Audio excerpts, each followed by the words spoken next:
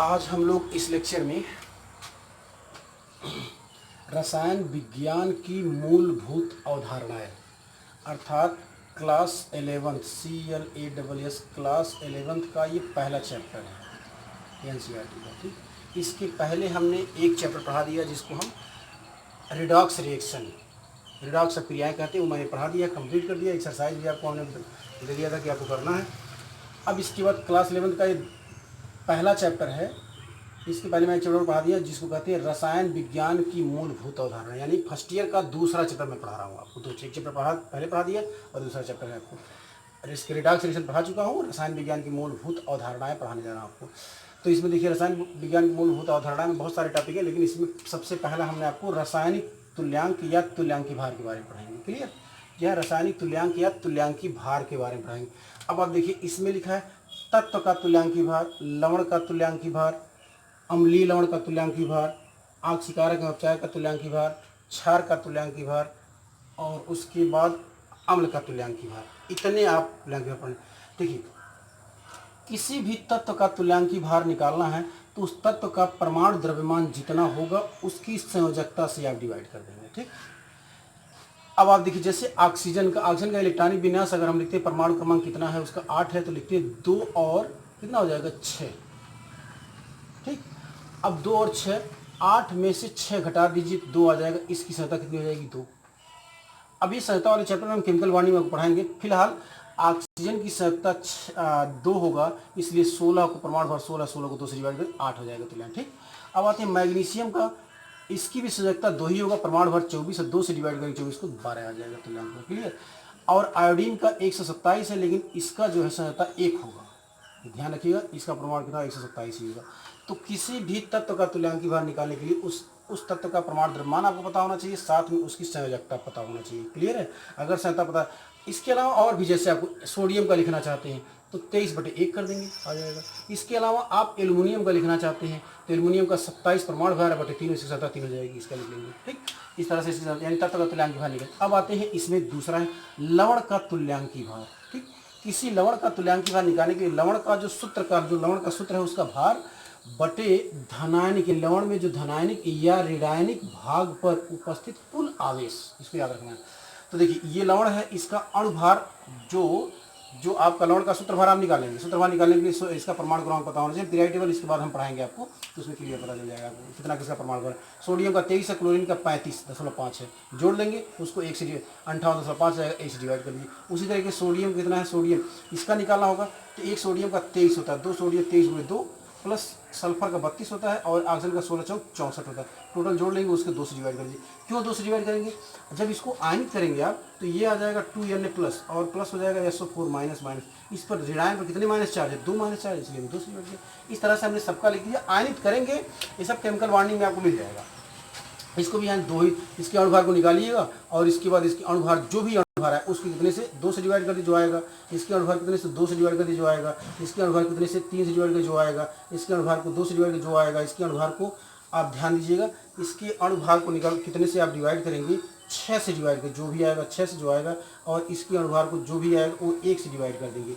इसको ध्यान रखिएगा। अणुभार निकालने के लिए जो सूत्र है उस सूत्र में जो एलिमेंट है उस एलिमेंट का आपको परमाणु भार पता होना चाहिए, इसलिए उसका तभी अणुभार निकल पाएगा, अन्यथा नहीं निकल पाएगा, या उसके लवण का सूत्र भार तभी निकल पाएगा।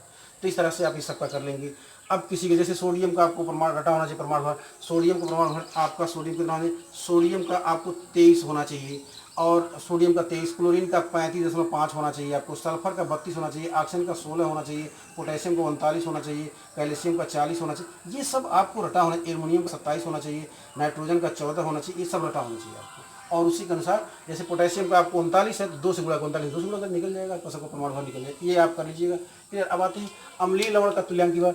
ऐसे लवण जो एक H+ आयन दे सकते हैं, कम से कम एक H+ आयन दे सकते हैं, वो अम्लीय लवण कहलाते हैं। अम्लीय लवण तुल्यांकी भार लवण का सूत्रभार बटे लवण में विस्थापनीय H+ आयन की संख्या। ठीक, कुछ कोई दिक्कत है। देखिए इसमें विस्थापन, इसको आयनित करेंगे तो आयनित कर लीजिए आप, NaHCO3 को आयनित करेंगे तो ये हो जाएगा NaC3, Na प्लस हो जाएगा H प्लस और प्लस CO3 माइनस, यानी कितना H+ आयन, एक H+ आयन, यानी विस्थापनीय हाइड्रोजन कितना है, 1 है। इसलिए इसको ध्यान रखिए, NaHCO3 में विस्थापनीय हाइड्रोजन 1, KSCO3 भी एक ही है, इसमें होल्ट एक ही है, होल्ट दो, दो हो जाएगा, इसमें दो हो जाएगा, इसमें ये दो है, दो हो जाएगा, और इसमें एक है, एक हो जाएगा। जितने विस्थापनीय हाइड्रोजन उन्हीं की संख्या से डिवाइड कर दीजिए। अब इन सबका परमाणु भार या इस लवण का सूत्र भार निकाल लीजिए और सूत्र भार से उसको डिवाइड करिए। इसको जो सूत्र भार आएगा उसको 1 से डिवाइड करिए, जो आएगा निकल जाएगा। इसका जो आएगा इसको 2 से डिवाइड करिए, जो आएगा निकल जाएगा। इसको भी 2 से डिवाइड, जो आएगा निकल जाएगा। इसको भी आप 2 से डिवाइड करिए, निकल जाएगा। इसको भी 1 से डिवाइड करिए, निकल। ये सब तुल्यांक भार निकल, ये सब आप घर पे कर लीजिएगा। क्लियर। अब आते हैं आक्सीकारक का तुल्यांकी भार। क्या है? आक्सीकारक का तुल्यांकी भार। आक्सीकारक के तुल्यांकी भार में आप देखें, आक्सीकारक के तुल्यांकी भार में आप ये कुछ रिएक्शन लिखा है नीचे, ठीक। तो रिएक्शन मैं फिर से दोबारा लिख दे रहा हूँ रिएक्शन को, अब इसको ध्यान रखिए। अब आप पहले देखें, किसी भी आक्सीकारक का तुल्यांकी भार यानी आक्सीकारक, ऑक्सीडाइजिंग एजेंट OA अथवा RA रिड्यूसिंग एजेंट, इसका तुल्यांकी भार बराबर होगा जो ऑक्सीडाइजिंग और रिड्यूसिंग एजेंट है उसका सूत्र भार। क्या हो जाएगा? सूत्र का भार। सूत्र भार ऊपर रख देंगे और साथ में 1 मोल द्वारा ग्रहण अथवा त्याग किए गए इलेक्ट्रॉन, यानी 1 मोल द्वारा ग्रहण अथवा त्याग किए गए इलेक्ट्रॉन की संख्या हो जाएगी। क्या हो जाएगा? 1 मोल द्वारा ग्रहण किए गए अथवा त्याग किए गए इलेक्ट्रॉन की संख्या के बराबर। अब आप इसमें देखें, मैं एक एक करके एग्जाम्पल ग्रुप में लिख रहा हूँ। आप देखिए, जैसे इसमें आप K2Cr2O7, ठीक, K2Cr2O7 की रासायनिक प्रक्रिया है, यानी इसका जो बैलेंसिंग इक्वेशन होगा वो C2H medium Cr2O7 minus minus plus 14H plus हो जाएगा और प्लस जो है 6 इलेक्ट्रॉन। ये बैलेंसिंग करेंगे कंप्लीट रिएक्शन को, तब होगा। उस तरह से नहीं पता चलेगा आपको। इसलिए यहाँ पर 2Cr रिडक्स में पढ़ाया हूँ, 2Cr ट्रिपल प्लस और प्लस हो जाएगा 7H2O। अब हमको निकालना किसका है? K2Cr2O7 इस रिएक्शन में निकालना है। तो पहले इसमें देखें, जब इस क्रोमियम की ऑक्सीकरण संख्या निकालेंगे 2x प्लस माइनस 2 गुणे 7 बराबर माइनस 2, 7 गुना 14, यानी 2x बराबर 14 माइनस 2, यानी 2x बराबर कितना हो जाएगा? 12, ठीक। यानी x बराबर कितना हो जाएगा? 12/2 बराबर 6 हो जाएगा। यानी 2 क्रोमियम, तो हम 2 ही रखते हैं, 2 क्रोमियम की ऑक्सीकरण संख्या कितना हो जाएगा? 12 हो जाएगा। यहाँ पर 2 क्रोमियम की ऑक्सीकरण संख्या कितना हो जाएगा? एक का प्लस 3, 2 का प्लस 6 हो जाएगा। अब 12 में से 6 को घटा दीजिए, यानी हमारा जो एक मोल के द्वारा जो है ऑक्सीकरण संख्या का डिफरेंस आया है 12 माइनस 6 बराबर कितना हो जाएगा? 12 हो जाएगा। कितना हो जाएगा? 12। अब जब तुल्यांकी भार निकालना होगा तो जो E बराबर हमारा हो जाएगा, इसका जो परमाणु भार हो जाएगा आपका 294 हो जाएगा। K2Cr2O7 का जोड़ेंगे, 294 को कितने से डिवाइड कर देंगे, यानी इस 12 माइनस 6 12 हो जाएगा, 6 होगा, तो 6 से डिवाइड कर देंगे, जो आएगा वही इसका तुल्यांकी भार हो जाएगा। क्लियर। इसी तरह से आप, ये तो K2Cr2O7 का हो गया। इसी तरह से आप MnO4 यानी KMnO4 अलग अलग मीडियम में कर लेंगे। आप एसिडिक मीडियम में, तो यहाँ पर हम कर लेते हैं एक एसिडिक मीडियम में, और एसिडिक मीडियम में जो आपका तुल्यांकी भार हो जाएगा, देखिए MnO4 यहाँ पर जो रिएक्शन हमारा होगा MnO4 माइनस और प्लस हो जाएगा 8H प्लस और प्लस 5 इलेक्ट्रॉन हो जाएगा, और साथ में Mn डबल प्लस में बदल जाएगा और प्लस हो जाएगा 4H2 हो जाएगा। ये एसिडिक मीडियम का संतुलित रिएक्शन है। अब इसमें एक मैंगनीज की ऑक्सीकरण संख्या 4 गुना 8, x बराबर हो, इसकी ऑक्सीकरण संख्या निकालेंगे तो x प्लस माइनस 2 गुणे 4 बराबर -1 हो जाएगा, और चाहे तो x बराबर 8, 8 में से 1 घटा देंगे, x बराबर कितना हो जाएगा? 7 हो जाएगा। एक मैंगनीज की ऑक्सीकरण संख्या कितना है? 7 है, ठीक। उसी तरीके से यहाँ पर एक मैंगनीज की जो ऑक्सीकरण संख्या +2 आ जाएगा। अब आप देखिए दोनों में से, यानी हमारा जो डिफरेंस आएगा 7 माइनस 2 बराबर कितना आ जाएगा? 5, और इसका जो हमारा जो मॉलिक्यूलर वेट होगा वो कितना होगा, यानी E बराबर जो हो जाएगा 158 बटे कितना हो जाएगा? 5, जो आएगा वही लिख लीजिएगा। इस तरह से आप ये तो एसिडिक मीडियम का। अब आते हैं इसी KMnO4 का बेस न्यूट्रल मीडियम में। न्यूट्रल मीडियम में जब रखेंगे तो न्यूट्रल मीडियम के लिए एक रिएक्शन आपका है लिखा हुआ है KMnO4 माइनस यहाँ हो जाएगा MnO4, ये आपका जो MnO4 माइनस हो जाएगा प्लस 4H प्लस और प्लस 3 इलेक्ट्रॉन हो जाएगा, और ये बैलेंस रिएक्शन है, और इसमें चेंज किस में होगा? MnO2 प्लस 2H2O में चेंज होगा। अब आप इसमें देखिए, अब आप ध्यान रखें, इसमें एक 4, इसमें ऑक्सीकरण 4 गुना 8, x बराबर कितना हो जाएगा? प्लस 7 निकल जाएगा। इसमें x बराबर कितना हो जाएगा? 4 निकल जाएगा। इसको याद रखें, 7 में से 4 घटा दिए, x बराबर हमारा हो जाएगा कितना हो जाएगा? 3 आ जाएगा डिफरेंस, ठीक। अब जो हमारा निकलेगा E बराबर जो होगा 158 बटे कितना हो जाएगा?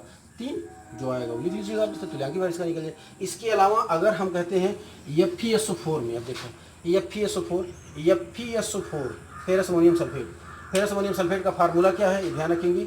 FeSO4 इंटू NH4 का होल ट्वाइस इंटू SO4, ये तो फेरस सल्फेट लिखा है लेकिन इस रूप में रहेगा, फेरस सल्फेट फेरस होने से ऐसे रहेगा। तो ये किस में चेंज होगा, Fe डबल प्लस एक इलेक्ट्रॉन निकल जाएगा, Fe ट्रिपल प्लस में चेंज हो जाएगा। और इसका डिफरेंस क्या आ जाएगा, इसकी ऑक्सीकरण संख्या 2 आ जाएगा 2, और इसका ऑक्सीकरण संख्या 3, और x बराबर हो जाएगा 3 में से 2 घटा दीजिए बराबर 1। इसलिए इसका जो अणुभार होगा यानी तुल्यांकी भार निकाल 392, इसका अणुभार 392 को 1 से डिवाइड कर देंगे, 392 आ जाएगा तुल्यांकी भार इसका आ जाएगा। ठीक, इसके अलावा आपका एक और आता है ऑक्जेलिक एसिड का आता है। ठीक, ऑक्जेलिक एसिड का आप देख लीजिए, ऑक्जेलिक एसिड का तुल्यांकी भार में H2C2O4 देखिए, H2C2O4 इंटू 2H2O। ठीक, 2H2O में अब इसको ये इसका तुल्यांकी भार अगर निकालना होगा तो C2O4 ऑक्जेलिक एसिड माइनस, और ये चेंज किसमें हुआ है 2CO2 में, यानी आपका 2CO2 और प्लस 2 इलेक्ट्रॉन निकल जाएगा। अब इसमें दो कार्बन के ऑक्सीजन 4 गुना 8, हम 2 घटा दीजिए कितना हो जाएगा 6 हो जाएगा, 4 गुना 8 ठीक है 6 हो जाएगा, और कितना हो जाएगा 2x बराबर कितना 4 और ये 8 हो जाएगा। 8 में से 6 घटा दीजिए कितना हो जाएगा बराबर 2 आ जाएगा, 8 में से 2 आ जाएगा। और इसको इसका अणुभार होगा 126, यानी तुल्यांकी भार निकालेंगे 126 को 2 से डिवाइड कर 63 आ जाएगा, निकल जाएगा। तो ये तो ऑक्सीडाइजिंग और रिड्यूसिंग एजेंट का तुल्यांकी भार। अब इसकी अलावा आप देखें जो आपका क्षार यानी अम्ल एवं क्षार का तुल्यांकी भार आप देख लीजिए। अब देखते हैं यहाँ पर हो जाएगा अम्ल का तुल्यांकी भार, अम्ल का तुल्यांकी भार, अम्ल का तुल्यांकी भार।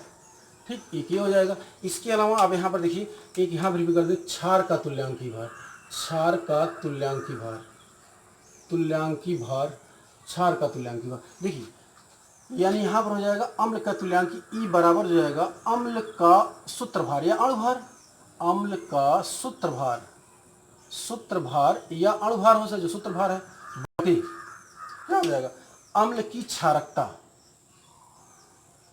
अम्ल की क्षारकता हो जाएगा। ठीक है, अम्ल की क्षारकता। और यहाँ पर लिखिए क्षार का तुल्यांकी भार निकालना हो तो क्षार का तुल्यांकी भार ई बराबर हो जाएगा क्षार का सूत्रभार या अणुभार कह लीजिए, सूत्रभार। ठीक है, सूत्रभार बटे क्या हो जाएगा क्षार की अम्लता, क्षार की अम्लता। ये अब देखिए, अब किसी यानी अम्ल की क्षारकता किसके बराबर होगा, अम्ल की क्षारकता, अम्ल की क्षारकता बराबर हो जाएगा विस्थापनीय, विस्थापनीय OH विस्थापनीय EH प्लस आयन की संख्या के बराबर होगा। ठीक है, और यहाँ पर हो जाएगा क्या बोलते हैं अम्ल की क्षारकता, क्षार की अम्लता, क्षार की अम्लता बराबर हो जाएगा विस्थापनीय OH माइनस आयन की संख्या हो जाएगा। क्या हो जाएगा OH माइनस आयन की संख्या हो जाएगा।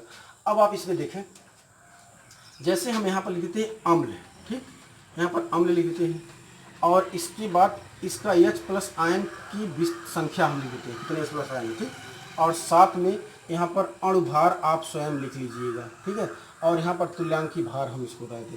अब आप देखिए HCl हो गया, H2SO4 हो गया, और यहाँ पर हो जाएगा HNO3 हो गया, और यहाँ पर HNO2 हो गया, और यहाँ पर HCOOH हो गया, और CH3COOH हो गया, और H2CO3 हो गया, और H3PO4 हो गया, H3PO4 हो गया, और H3PO3 हो गया, H3PO2 हो गया, और H2 oxalic H2C2O4 into 2H2 हो गया। इतने अम्ल हैं, इन सब में सबका आप अणुभार आप निकालेंगे। जैसे मुझे कुछ याद मैं लिख देता हूँ, इसका 36.5 है, H2SO4 का 98 है, इसका सब आप लिखिएगा।